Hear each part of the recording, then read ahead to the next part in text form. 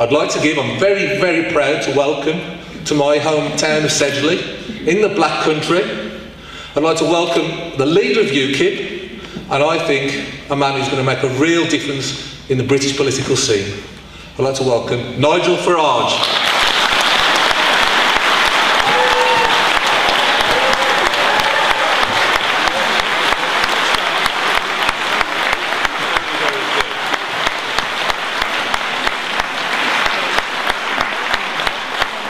Well, good evening, everybody. And thank you very much for that warm welcome.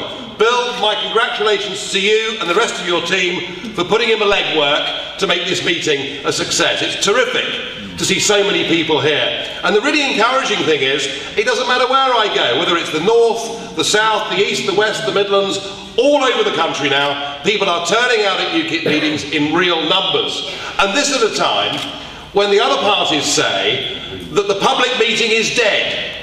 They don't hold public meetings. They think they can govern, they can get our votes simply through sound bites and spin at election time. Well, we don't do that, and you're all welcome here.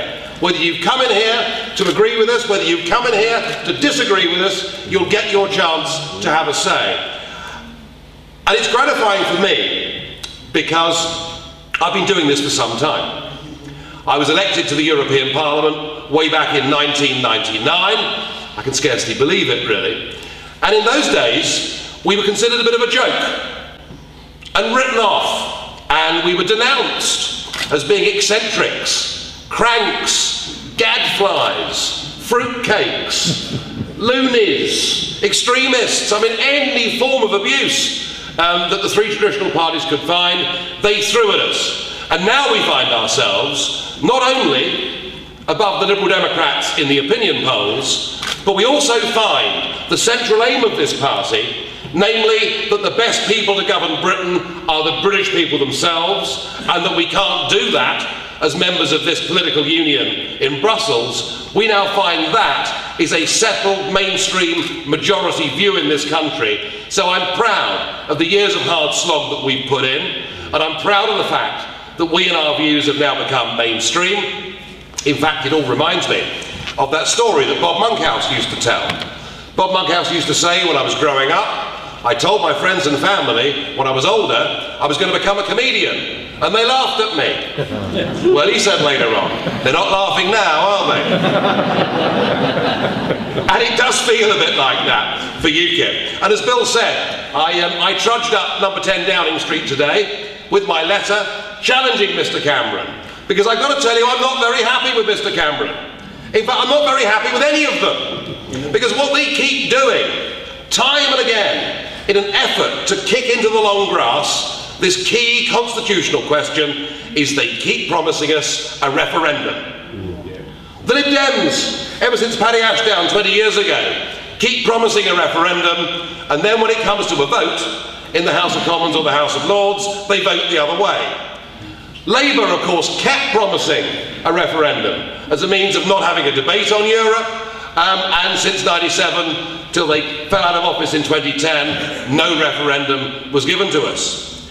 But there were some who thought that it might be different with David Cameron and the Conservatives. Sorry, Nigel, they said, we agree with everything you say, but we feel so badly let down by Labour that we've got to vote Conservative. And anyway, they used to say, just you wait till David gets in. You'll see what a good patriotic, Eurosceptic Conservative leader he is. Well, it was Mr. Cameron that made us a cast iron guarantee. Do you remember that? Yes. You're all Sun readers, obviously, because that's where he made the promise. Cameron made that pledge, and indeed, they won the Euro elections of 2009, campaigning on that ticket. But now that he's Prime Minister, he says, well, there's a possibility we might have a referendum, but of course the time is not yet right. But if that wasn't bad enough, he goes further. And he says, if and when we do have a referendum, it won't be an in-out question on our membership of the European Union. And then just to compound that, he finishes up by saying that the reason we mustn't have an in-out referendum is because he believes it's in our interests to stay a member of the Union. So what he's saying is, damn you, I couldn't care less what you think. I've made my mind up, and I'm not even going to give you the opportunity. So that's what today's letter was about. And my letter to Cameron is to challenge him. Will he come on a platform here or anywhere else and let him tell us what he thinks the benefits of EU membership are? And I'm quite prepared to provide the counter arguments. I suspect I'm going to get no answer at all. He appears, along with Miliband and Clegg, to be absolutely committed to our continued membership of a union, which is costing us a membership fee of £51 million a day, money that we would argue would be rather better spent in this country. He wants us stuck in a union that makes for us now 3,000 new laws every year, and we would argue that much of that regulation, be it on employment, be it on health and safety, be it on the environment, is actually damaging Britain's entrepreneurs. And I'm particularly thinking here about the 4.2 million people, small businessmen and women and sole traders. They can't cope with the cost of all of this stuff. And with employment regulations where they are, they're all frightened of taking on a school leaver. So we see that as being another deleterious cost. But perhaps the other big cost of being part of this thing, and a fact that very few people know. I love the ringtone, by the way. It won't be the last tonight, it never is. One of the other great costs of this that nobody understands is when we voted to remain part of a common market, nobody explained to us that it was actually a customs union, a very, very old-fashioned 19th century concept. And what it meant was that not just were we bound by the rules of the club, but that we, as the world's 5th biggest trading nation, are forbidden from making our own trade deals, our own bilateral free trade deals, with any other part of the world. Now that to us is madness, because one thing we would say in UKIP is there's a group of countries out there, you know, that speak English, that have common law, that have the same accounting systems that we have. There's a group of countries out there that now make up 28% of the world's population. And they're people who, when we're in trouble, come and stand shoulder to shoulder with us. In many cases, they're our own kith and kin. We have a broader, wider family in this world, and the sooner we cut our ties of customs union and political union with the EU, have a simple free trade agreement with them, and re-embrace that exciting part of the world called the Commonwealth, the better. Yeah.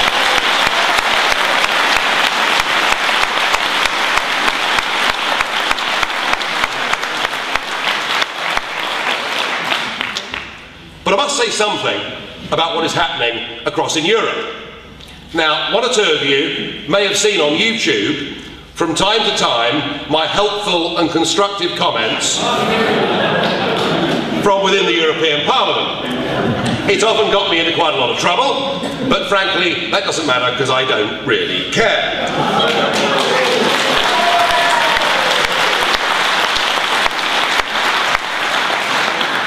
Then I might share the story with you. So, when we had this constitutional treaty of Europe, if you remember, the French and the Dutch voted it down. And that should have been the end of the EU constitution, but this dishonest, ghastly bunch of people rebranded it as the Lisbon Treaty, thinking that the good thing was it wouldn't get put to any referendum and it would go through.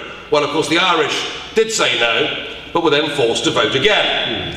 And one of the provisions of this treaty is that it would create a new President of Europe, a President of 500 million people.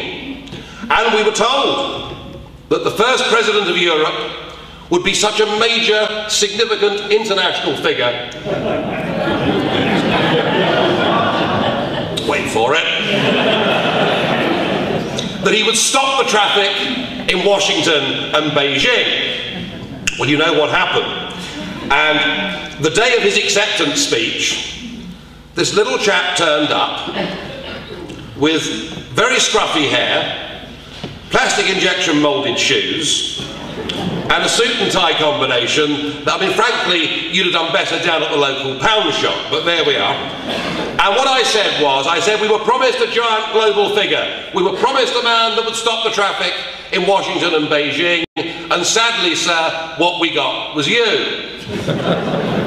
I said, I don't wish to be rude, but, now of course you know when someone says that they may be. I don't wish to be rude, but you have the charisma of a damp rag and the appearance of a low-grade bank clerk. And the question that I want to know, the question we all want to know, is who are you? I've never heard of you, nobody else has ever heard of you. Now, it was like a sort of hand grenade going off inside this Parliament. But folks, if you think about the great parliamentary tradition, if you think about what happens in Westminster every Wednesday in Prime Minister's questions, I think it's very difficult to argue that I'd stepped over any line. You know, I'd teased the bloke a little bit, but that was as far as it went. Well, that afternoon, the President of the Parliament invited me to go and meet him. Now, wasn't that nice of him? And would I appear at his office at 9 o'clock the next morning? So I turned up and put the obligatory exercise book, you know, down the back of the trousers. I'm just old enough to remember all that stuff. And in I went. A piece of advice for any of you: if you're ever invited into a meeting and coffee's not offered, you're in for a rollicking, okay? So no coffee was offered, and the President looked at me with this sort of very grave look. I thought, crikey, this is serious, you know. What have I done? He said, Mr. Farage, he says, you have brought disgrace on the EU institutions. To which I replied, well, I thought you'd been having a fairly good go yourselves, actually.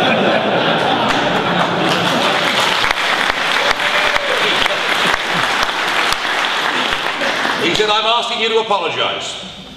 I want you to apologise to Mr. Herman Van Rompuy. I want you to apologise to the European Parliament. And then the one that got me, and I couldn't help myself, I had to start laughing. He said, I want you to apologise to the people of Belgium. Wow. I mean, it really was all too much. Anyway, he said, if you don't do this, we will levy upon you the maximum fine that we're allowed to as a European Parliament. I said, well, thank you, sir. I shall consider your offer. And out I went, and I opened the door, and of course there were all the press, you know, the flash cameras going, and they're all shouting, you know, are you going to apologise? Are you going to apologise? And of course they all thought that with the prospect of a big fine, that I would back down, and that I would issue this long list of apologies. And so I said, listen guys, sometimes I think in life it's better to be a man, to admit you've got it wrong, and to wholeheartedly apologise. And so I now, unconditionally, apologise to bank clerks all over the world in case of the cause of offence. So there we are.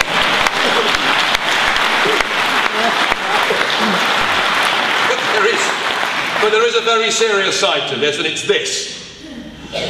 The issue that motivated me from going from business, as I was for 20 years, into politics, was when Britain joined the exchange rate mechanism back in 1990. I thought then, this will never work, and of course within 2 years, what we saw were 1 million people on the unemployment register, unnecessarily, and some here may remember, record bankruptcies, record house repossessions, genuine misery, because we forced our interest rates up to try and keep the pound pegged with the Deutschmark. And so when the great Euro project was launched, I was delighted that we weren't a part of it. But what I've seen happening over this last decade has been nothing short of tragic. Just think about the situation in Greece today. Greece should never have joined the Euro in the first place. She now finds herself with a youth unemployment rate of 57%.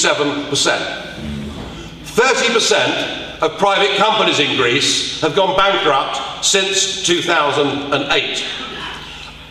A quarter of the Greek population are now living officially below the poverty line.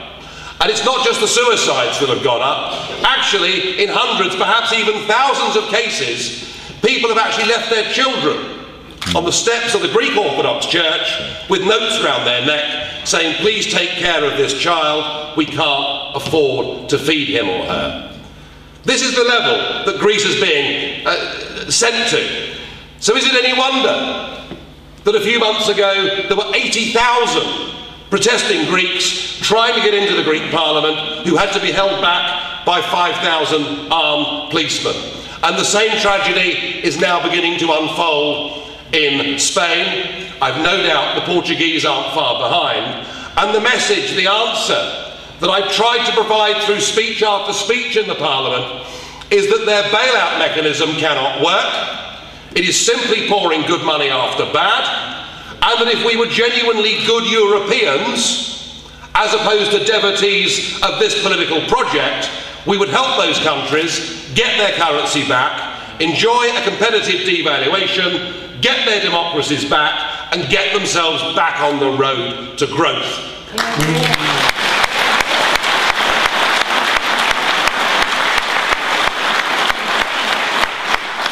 But that isn't what's happening.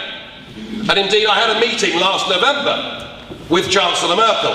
One of the odd things is that I'm one of the 7 leaders of a group in the Parliament. So whether they like it or not, they have to invite me to all the official functions, which I've no doubt sticks in the craw a bit. But when I met Chancellor Merkel last November, oh, and incidentally, a private aside, I can assure you that Angela Merkel in private looks even more miserable than she looks in public. But when I sat down with Chancellor Merkel, I said, Chancellor, wouldn't it be better for your German taxpayers, who've just spent 20 years paying for the reintegration of Eastern Germany into Western Germany, wouldn't it be better for them not to ask them to sign blank cheques in perpetuity to the Mediterranean zone? And wouldn't it be a liberation for the people of Greece to break out of this euro? But no, Mr. Farage, she said, we can't do that. Because if Greece leaves the euro, other countries will leave the euro. And that would be the end of our European dream. Well, yeah. Well, there is a bit of me that says I'll drink to that, of course. So when you think about it, what Merkel is saying, what Barroso is doing, what Van Rompuy is doing, and what David Cameron is doing, with the support of Nick Clegg and David Miliband, is they are saying everything must be done to preserve the euro. And so what's actually happening is we've got a situation now where they couldn't care less. If tens of millions of people are forced into poverty, misery and desperation, they couldn't care less, because their dream in the big project, in the big idea of a United States of Europe matters more. And frankly, I have reached the conclusion that this whole project is not just bad for Britain, it is bad for the continent as a whole, and I want us to fight for a Europe of individual, democratic, free nation states that trade together, cooperate together, act as good neighbours, and we can sign that flag, that anthem, the Parliament, the Commission and the European Court to the dustbin of history.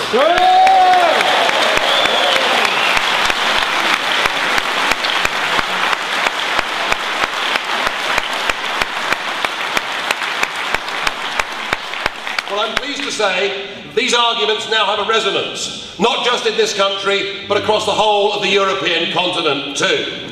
But it is now, as a party that started off in its early years as a siren, trying to wake the British people up as to what had been done in their name, it is now very important that UKIP performs a different role in UK politics. Whereas in the past, we just talked about who governs Britain, it is now beholden upon us to talk about how that Britain should be governed. Because we are going to get this referendum, and the stronger UKIP are, the quicker that referendum will come. But what we now have to do is to point the way ahead. And it's not just Europe, folks, is it, that's going wrong in this country? It's actually virtually everything. Did you see the census figures produced today? Yes. The census figures showing the biggest increase in the UK population over the course of the last 10 years that this country has ever seen. The hidden figure, of course, is the BBC will tell you that over half has directly been caused by immigration, but actually that's not true. Because if you include the children born to new migrants to Britain, it is actually certainly over 2/3 and probably nearer 3/4. Now, I want to say this absolutely as clearly as I possibly can. I know that in some parts of this country there is still a residual prejudice against anybody that stands up and discusses the immigration issue. There is a feeling, apparently, that if you even discuss this, you are somehow pandering to racism, xenophobia, hatred and dislike. That is total and utter baloney.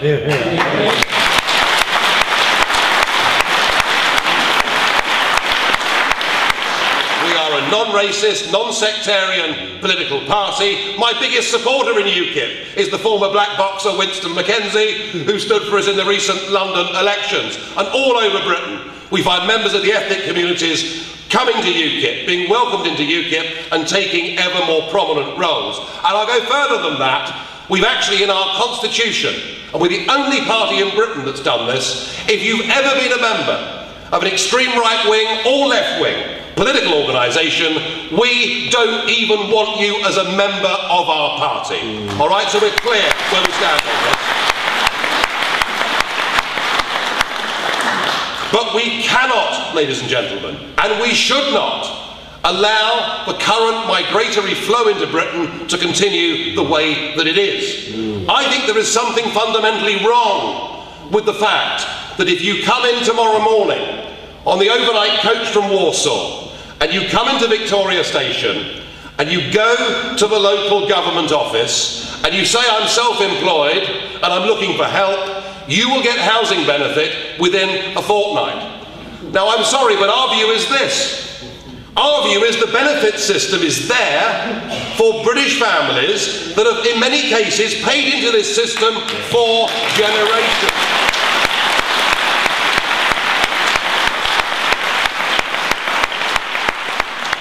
So we have to argue for something that is right and is just and is fair.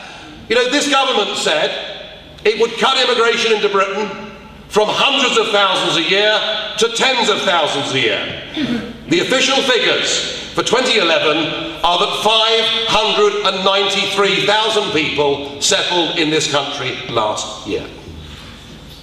If we carry on with this current rate, it will be an increase in the population of this country that is the equivalent to the 8 largest cities in Britain outside London added up together.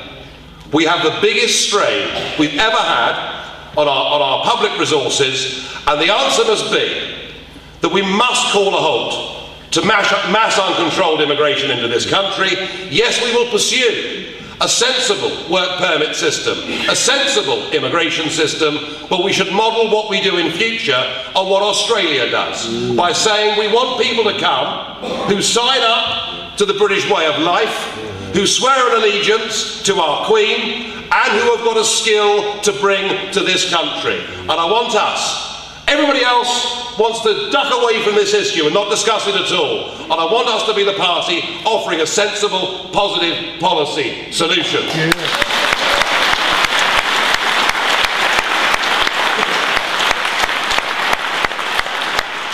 And at a time when unemployment is rising, growth is flatlining.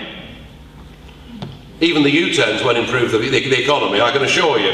But at a time when things are going badly, there is a hidden truth about something that is going on in the British economy that no other party dare touch. And this is the current obsession with CO2 emissions, the current green madness that has swept this country. Now again, let me put in a rider, a disclaimer. You know, I'm not advocating, we're not advocating that we should willfully go around and pollute the planet. Yes, of course we want to be responsible for future generations, but I have to say it is seriously open to doubt whether CO2 emissions on their own are directly leading to global warming. In fact, since 1998, the temperature of the Earth hasn't increased at all. Now, I'm not saying as a party we should come out one way or the other on this debate, but I am saying that the science on this is not settled. But the desire of politicians, and in particular the desire of EU politicians, who've now tied us to a series of targets, Their view a few years ago was that the majority of people were concerned, so they would do something, legislate, and they thought in that way claim the benefit. We as a party are clearly, wholly, unequivocally opposed to the mass spread and development of wind turbines, both onshore and offshore on these islands.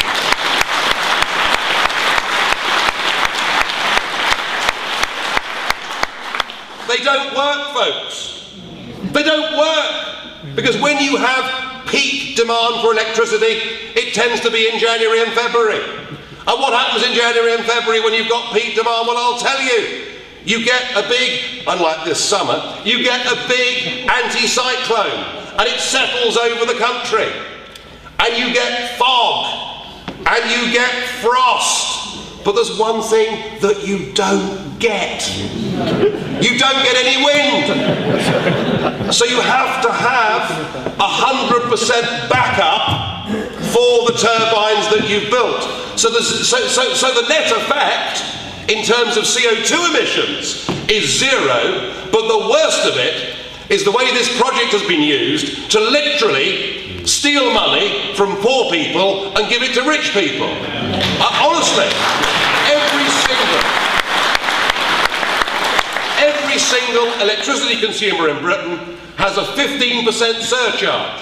Hidden surcharge, but it's a surcharge on their electricity bill to pay for the renewables programme. And who are the beneficiaries of that renewables programme? Well, I'll give you one example. David Cameron's father-in-law earns nearly £1,000 a day just for siting wind turbines on his land in North Lincolnshire.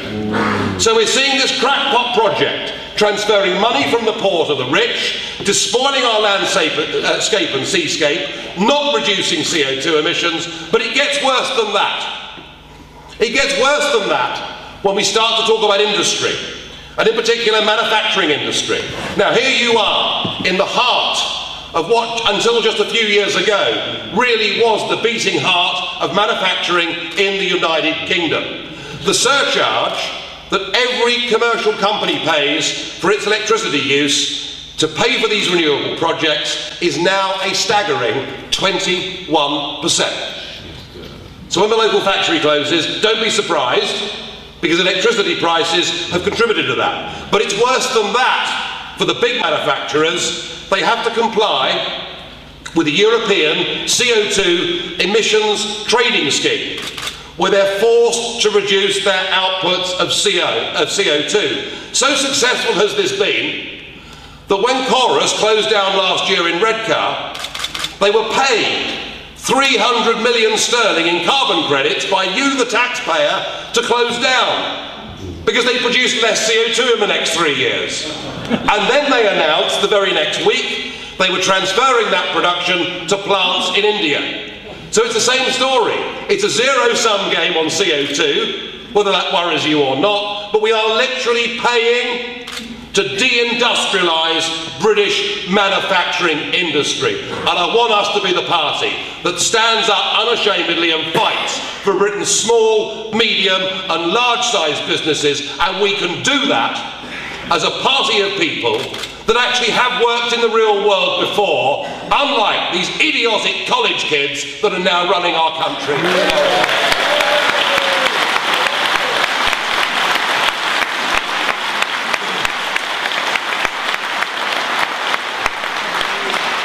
Now there is so much more I could say.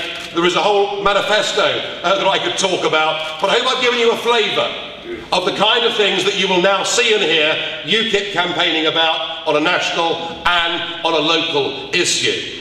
But I want to bring us back, if I can, to the main point. The main point is this: unless we win back what I believe to be our birthright, our ability to govern our own country through a parliamentary democracy, unless we win those powers back, then frankly the rest of these conversations become irrelevant. Politics becomes dead, because all we're doing now at general elections is we're voting for a change of management, not for a change of government. And we want to get that power and responsibility back. I am not promising you that we will immediately enter some golden age.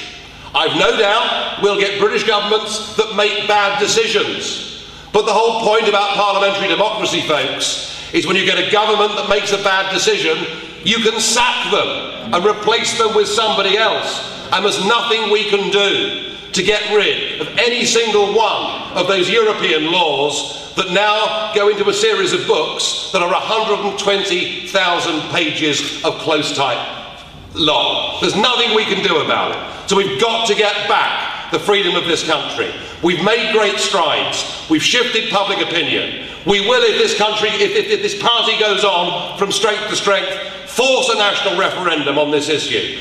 Give us the opportunity to win back our freedom, and then give us the chance to start to put in place some of the pragmatic, common sense ideas that I hope you agree with me you've heard this evening. But it's no good.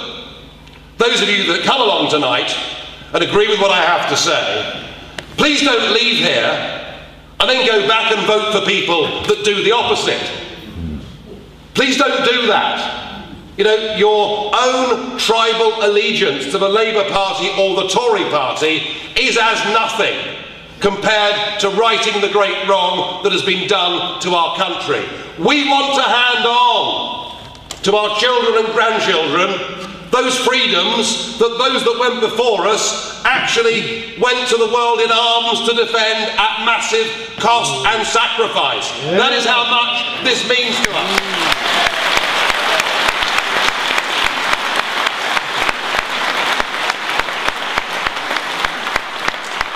If we're not prepared to stand up and fight for what we believe in, we don't deserve to get it. And so I'm asking you to commit. I'm asking you to help us. I'm asking you to join us. I'm asking you to do something. Now I want to know, can I have a little bit of audience participation here? Can I see a show of hands? Those people in the audience who are not members of UKIP, hands up. Oh, that's about 50-50. Right, can you lock the doors at the back, You are the people that I'm appealing to more than anybody. We need your help. We're on the right track. We've got a bit of momentum going with us. Come, please, and give us a hand. And let's change the face of British politics. Let's change the nature and the history of this country. We can do it. Are you with us? Yeah! Right.